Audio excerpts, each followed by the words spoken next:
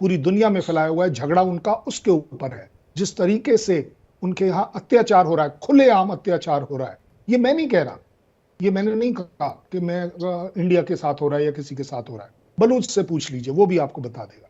अब जब कहानी आती है कि टीटीपी, तालिबान, बीएलए ये सब मिल जाते हैं, ये मिल क्यों जाते हैं जब वहां सब कुछ ठीक है, इकोनॉमिक डेवलपमेंट भी हो रही है पाकिस्तान के पैनलिस्ट के हिसाब से, तो ये मिलते क्यों हैं, ये अटैक क्यों कर रहे हैं जी। अगर सब कुछ ठीक है? अभी उन्होंने खुद ही कह दिया कि आतंकी कैंप है, पता नहीं क्या क्या है, और दूसरी तरफ बात होती है कि नहीं जी हमारे यहाँ तो बिल्कुल बल्ले बल्ले चल रही है, इकोनॉमी इज थ्राइविंग, हमारा जो सोशल स्ट्रक्चर है वो बड़ा स्ट्रांग है।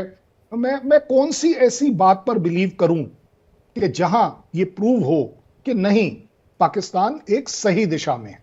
अनटिल अनलेस हम इसको मानेंगे नहीं कि हमारी दिशा भ्रम हो रखा है, तब तक आप देखेंगे पाकिस्तान के हालात बद से बदतर होते जाएंगे, पब्लिक सफर करेगी।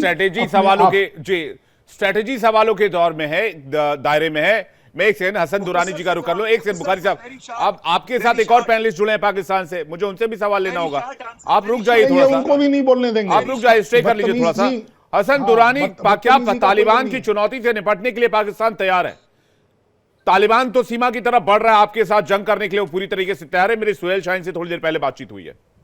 जी, ये जो आप बात करें ना, सुहेल शाहीन से बात हुई है, सुहेल शाहीन साहब अवेलेबल नहीं है अभी। वो जो हमारे जो दोस्त बैठे हैं उन्होंने बिल्कुल अच्छी बात की है कि आप उनका पुराना फाइट चला दिया है, क्योंकि सुहेल शाहीन साहब के साथ तो मैं डायरेक्ट कांटेक्ट में रहता हूं और वो मेरे प्रोग्राम्स के अंदर अक्सर शामिल होते रहते हैं। मैं भी कांटेक्ट में रहता हूं सर, मेरे प्रोग्राम्स में भी आते रहते हैं। सर देखिए, अभी हमारे बहुत हमारे एक काबिल एहतराम जो पार्टिसिपेंट है, उन्होंने कहा था कि दरमियान में कोई मत बोले, बदतमीजी मत करे।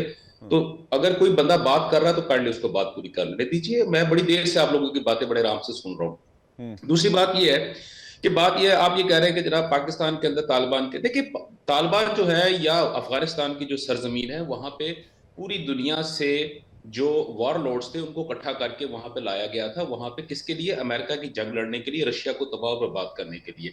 और उसका जो तमाम तर जिम्मेदारी जो थी वो पाकिस्तान के कंधे पर डाली गई थी उस वक्त के अमेरिका सरकार की जानब से। और वो सिर्फ अमेरिका सरकार अकेला नहीं था, हमारे जो इर्द गिर्द के जितने भी ममालिक थे उनकी भी उसके अंदर रजामंदी शामिल थी। और हम लोगों ने वो एक लड़ाई लड़ी, और हमने वो लड़ाई लड़ने के बाद हमने वो जो वॉर लॉर्ड्स थे या वो जो लड़ाकू थे, वो जो किराए के जो फौजी थे, उन सबको हमने सपोर्ट किया, लॉजिस्टिक सपोर्ट दी। और अमेरिका की जानब से आने वाले जितना भी असला था वो पाकिस्तान के थ्रू उनको मिलता था। ये हम मानते हैं, ये हमारी ये गलती है। लेकिन अब मसला ये हो रहा है कि जब जैसे अभी आपने बात कही है कि 20 साल लड़ने के बाद भी अफगानिस्तान में अमेरिका जो है वो तालिबान का कुछ नहीं बिगाड़ सका, और उसके बाद उनको जाना पड़ा, तो जाते जाते वो अरबों खरबों डॉलर्स का असला उनको दे के चला गया। तो बात यह है कि भाई वो जाने से पहले वो वहां पे एक फसाद पैदा करने के लिए एक ऐसी हड्डी छोड़ के चला गया है जिसके ऊपर मुसलसल लड़ाई रहेगी।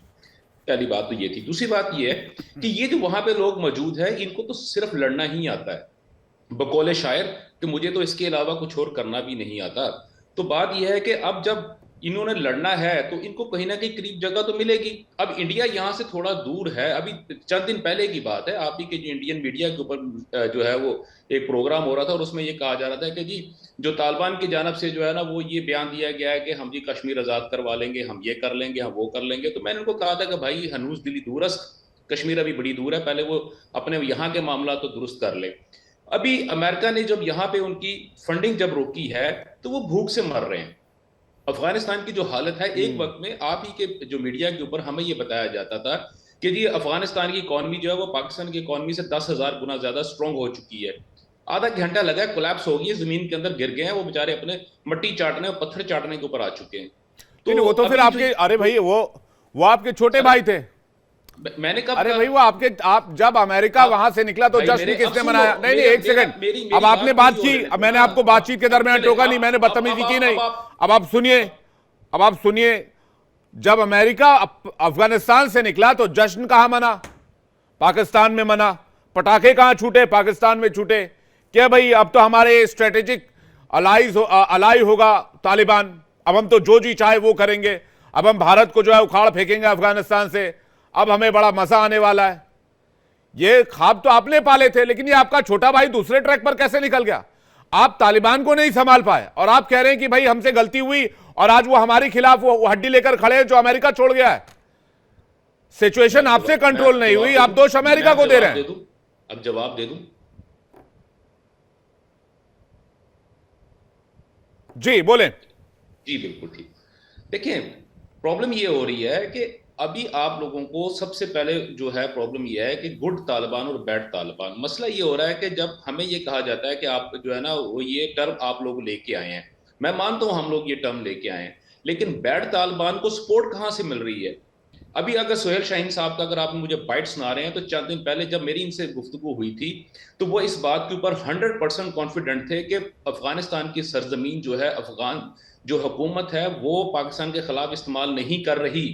उन्होंने बाकायदा तौर पे इस बात को कंफर्म किया था, पहली बात। दूसरी बात ये थी कि पाकिस्तान ने अभी तो फिर आपने एयर स्ट्राइक क्यों की परसों 16 तारीख की रात में? सुन तो लें भाई, सुन भाई आपको कंफर्मेशन मिली कि अफगानिस्तान की जमीन का इस्तेमाल नहीं हो रहा, फिर आपके तैयारा उनके ऊपर बम क्यों गिरा है? हो नहीं रहा भाई मेरे, आप बात को सुनते कम है क्योंकि आप बोलते ज्यादा है, लिहाजा आप सुनते कम है, ठीक है ना? सबसे बड़ा प्रॉब्लम ये है।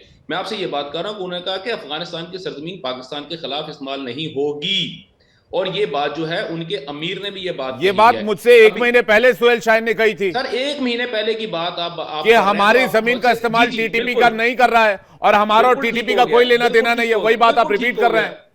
बिल्कुल ठीक हो गया। यही बात जो है ये 1 माह पहले की नहीं है सर, ये चंद दिन पहले की भी बात है। आपको पता है लास्ट टाइम ये कि एयर स्ट्राइक हुआ था, क्यों हुआ था? और उसके बाद क्या अफगानिस्तान ने कुछ चीखें मारी थी? नहीं मारी थी, सिर्फ इंडिया ने चीखें मारनी शुरू कर दी थी।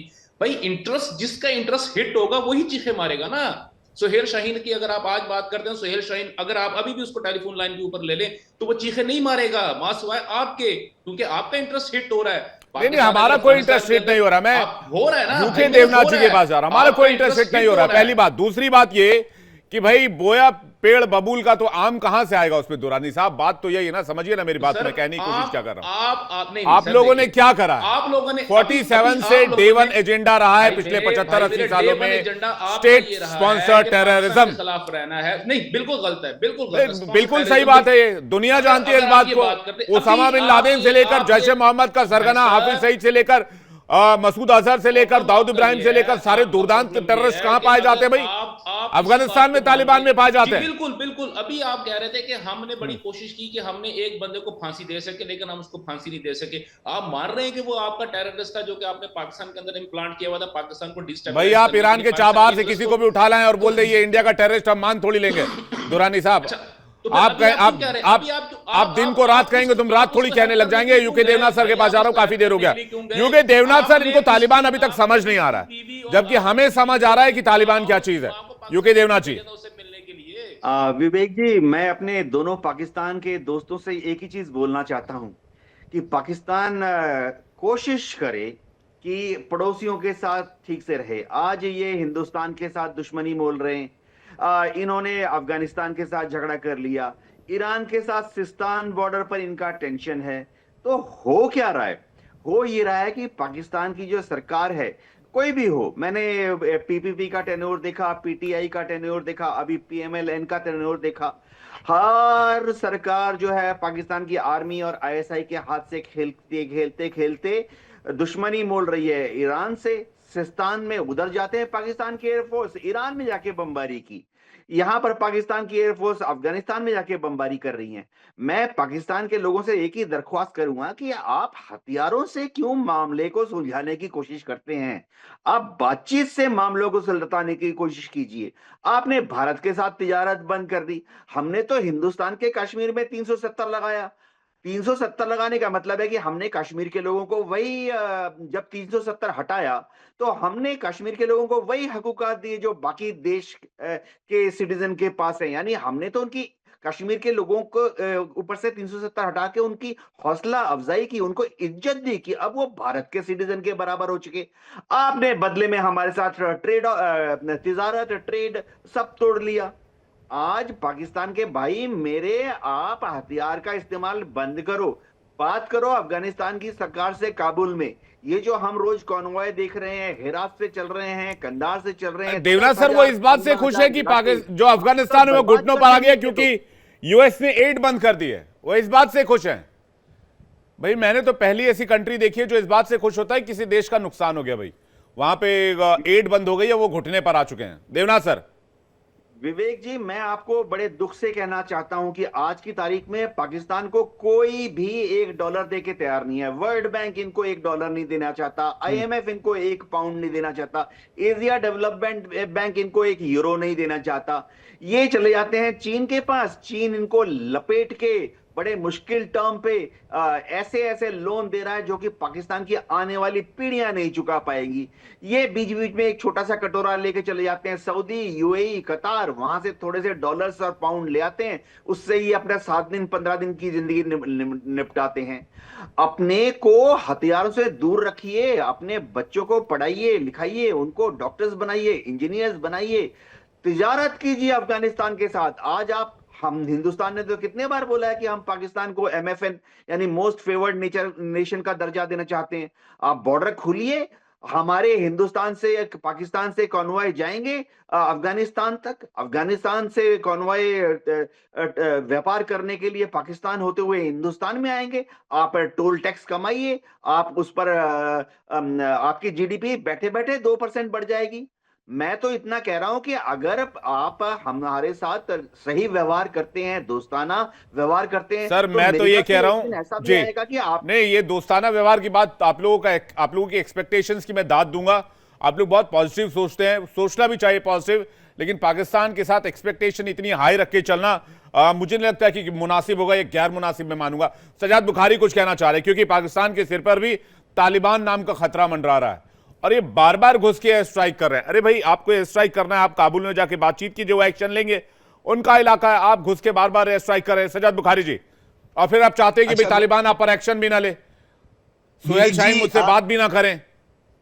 विवेक जी, आपके शोज में मैं हमेशा अपीयर होता हूं, तो मेरी आज आपसे थोड़ी सी रिक्वेस्ट है कि मुझे 45 सेकंड्स ही दे दें, बाकी छोड़ दें, उसके बाद आप अपना मौकिफ सामने रखिएगा। तो मैं आई स्टार्ट? बिल्कुल सर, मैं देख रहा हूं जी। सबसे पहले तो शिवलन साहब जो है मेरे लिए बड़े काबिल एहतराम है, क्योंकि जितने लोगों ने आर्मी में सर्व किया है और उससे पहले जो मेरे भाई ने कहा कि कहीं पर भी कोई फौजी शहीद होता है या उसका खून बहाया जाता है तो उस पे, और सेम हेयर जी, हमें भी बहुत तकलीफ होती है। शिवलन साहब ने अभी थोड़ी देर पहले कहा कि कोई इंटरप्ट नहीं करे, तो मैं आपसे एक छोटी सी मुदबाना गुजारिश करना चाहूंगा कि आप, क्योंकि मैं यहाँ पे एशिया के बड़े वर्चुअल सेट पे बैठ के जो है ट्रांसमिशंस करता हूँ, मैराथन ट्रांसमिशंस करता हूँ, तो आप कभी मेरा शो भी देख लें तो आपको अंदाजा उसमें हो जाएगा कि कभी भी हमारे यहाँ इस तरह की गुफ्तगू नहीं होता। मैंने कहा है पहले, जैसा मुंह वैसी थप्पड़, तो जैसा सवाल होगा, जैसे इंटरप्ट करेंगे तो मैं वही करूंगा। अब जो शिवलन जी ने पहले एक दफा गुफ्तगू करते हुए कहा ना 1.5 पहिए का एटम बम, तो मैं उनको बताता चलूं कि IAEA की रिपोर्ट जाके चेक कर रहे हैं, जो हालिया रिपोर्ट है। तो IAEA को पता भी आपको होगा कि IAEA किस बला का नाम है, वो क्या कह रहा है। और अगर ये वाकई पहिए का बम है जिसको हम एटम बम कहते हैं, तो फिर ये पूरी दुनिया में जाकर आप क्यों ढंडोरा पीटते हैं कि जी ये पाकिस्तान का जो एटम है ये पूरी दुनिया के लिए खतरा है। तो फिर ये झूठा प्रोपेगेंडा करते हैं। इसका मतलब ये कि आप पहिए का जो है उसके लिए पहिए से आप डरे हुए हैं। सबसे पहला ये। दूसरा, इन्होंने जो जिक्र किया ना, जो आपका पायलट जिसको चाय शाय भी पिलाकर हमने भेजी थी, तो ये बिल्कुल ऐसे ही हुआ था जैसे कारगिल वार में आप पूरी दुनिया के पास जो है वो हाथ जोड़कर चले गए थे कि जी हमें पाकिस्तान से बचाओ, पाकिस्तान आर्मी से बचाओ। इसी तरह इस भैया को बचाने के लिए भी आप पूरी दुनिया में दौड़े आपने लगाई थी कि हमारा बच्चा बचाओ। और उस वक्त की जो सुषमा स्वराज साहिबा हैं, जो इंटरनेशनल कोर्ट ऑफ जस्टिस में भी आप आपके 45 सेकंड हो गए। जी नहीं जी, वही मैं कह रहा हूं ना मैं। और दूसरी बात, आखिरी जो मेरा जो नुक्ता है वो जरा सुन लीजिएगा। इन्होंने जो अभी मेरे भाई ने कहा ना कि पाकिस्तान लोगों से मांगता फिरता है, तो आप अपडेटेड नहीं है, जरा अपडेटेड हो जाएं। कल ही जो वर्ल्ड बैंक है उसका जो एग्जीक्यूटिव डेलीगेशन है, डायरेक्टर समेत, उन्होंने पाकिस्तान में $40 बिलियन की जो है कंट्री पार्टनरशिप जो है उसका ऐलान किया। जरा खबरें चेक कर ले, मैंने कहा थोड़ा सा आपको अपडेट भी कर दूं, ठीक है? चलिए, कुछ पैसे तो मिले आपको, चलिए अच्छी बात है। इसे आप बेशक तरक्की के काम में लगाएंगे और टेररिज्म के काम में नहीं लगाएंगे, ये हिंदुस्तान आपसे उम्मीद कर सकता है। पता चले इस पैसे को भी आपने वो हथियार खरीदने के उसमें काम में लगा दिया और विकास का काम कुछ हुआ नहीं।